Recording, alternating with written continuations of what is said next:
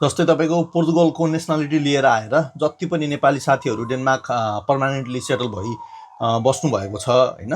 अनि यदि तपाईँहरूले यहाँ बच्चा बच्ची जन्माउने सोच गर्नुभएको छ भने बच्चा बच्चीको प्रोसेस के हुन्छ भनेर म यो जुन प्लेलिस्टमा जुन मैले अहिले प्लेलिस्ट चाहिँ क्रिएट गरेको छु, यो प्लेलिस्टमा चाहिँ पार्ट 1 पार्ट 2 पार्ट 3 गरेर म सबै कुराहरू तपाईँहरूलाई चाहिँ यहाँ इन्क्लुड गर्नेछु होइन। किनभने मेरो पनि अब भर्खर बच्चा जन्मेको छ, म त्यो प्रोसेसको तयारीमा छु। अनि भोलि बिहान यदि बाइचान्स तपाईँहरू मार्फत बच्चा बच्ची जन्मियो भने के गर्नुपर्छ अथवा अर्को साथीलाई जन्मायो भने के गर्नुपर्छ भनेर त्यो जानकारी चाहिँ सबैलाई चाहिँ आवश्यक पर्ने हुँदा यो प्लेलिस्टमा मैले सम्पूर्ण जानकारीहरू, आफ्नो एक्सपिरियन्सहरू, आफ्नो अनुभवहरू अनि के गर्नुपर्छ त्यो चाहिँ यसमा इन्क्लुड गर्नेछु।